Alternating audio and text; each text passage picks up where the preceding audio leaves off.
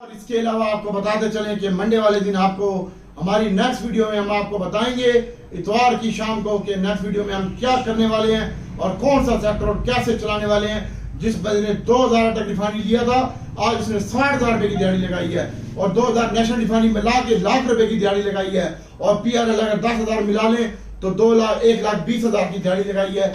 ये हमारा ध्यान था। मैंने अपने तमाम जो मेरे दोस्त ग्रुप में होते हैं उनको भी कहा और तमाम ग्रुपों में जिनमें मैं ऐड था उनको भी कहा। उसके अलावा ODDC की भी मैंने बाय कॉल दी और PPL की भी बाय कॉल दी और AVN नेटसोल TRG का मैंने सेल कॉल दी। तमाम बंदे कमाए उस वक्त 600 और 16 पॉइंट प्लस थी मार्केट। उसके बाद मार्केट 180 पॉइंट से रिकवर हुई है और ये हालात वाकयात हैं। इंशाल्लाह मंडे वाले दिन आपका OGDC भी परफॉर्म कर सकता है, PPL और SNGP भी। और इसके अलावा दोस्तों आपको बताते चले कि दीवान फ्रूट मोटर ने भी आज अच्छा और स्टैंडिंग परफॉर्मेंस दी है और उसने भी आज के दिन में तकरीबन 1 पैसे का इजाफा हुआ है और एक टाइम में 2 रुपये प्लस हो गया था। और PIA प्राइवेट के हवाले से इसकी खबर लगी थी और इंशाल्लाह इसका लाएअमल भी तैयार हो चुका है और PIA इंशाल्लाह 18 रुपये हो जाएगा मंडे वाले दिन और PIA 15 रुपये 1 रुपये 50 पैसे इजाफा हुआ, 16 रुपये 48 पैसे का और 15 रुपये 10 पैसे में हमारी बाय कॉल है।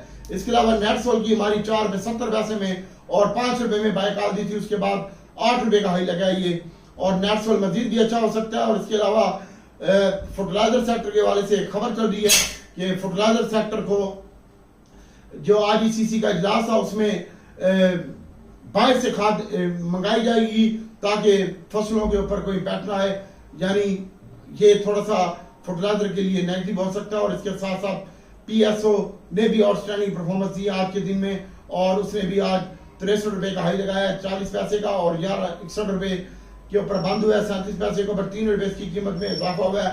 और सीमेंट सेक्टर के हवाले से आज खबर लगी हुई थी कि सीमेंट सेक्टर को 6% टैक्स लगा दिया है फी बोरी के ऊपर और तकरीबन 40 से 60 रुपये फी बोरी की कीमत में इजाफा हो सकता है।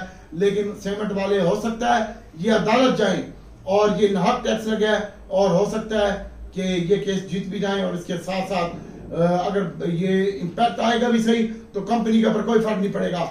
ये डायरेक्ट कंज्यूमर को यानी जो बाय करेगा उसके ऊपर ये टैक्स होगा और ये भी एक बुरी खबर है सीमेंट के लिए। लेकिन सीमेंट में आज रिकवरी देखने में आई और 82 रुपये 60 पैसे का लो लगा और 84 रुपये के करीब DG खान सीमेंट बंद हुआ। पायनियर भी तकरीबन 4 रुपये कमी के साथ बंद हुआ और 51 पैसे कमी के साथ बंद हुआ है। और इसके साथ साथ बात करते हैं इंटरनेशनल मार्केट की तो इंटरनेशनल मार्केट आज ईरान ने जो हमला इसराइल ने ईरान के ऊपर हमला किया है और इस्माइल हानिया को शहीद कर दिया गया था और उसका ईरान ने रद्द-ए-अमल देते हुए कहा कि हम इसराइल के ऊपर हमला करेंगे मुनासिब वक्त में।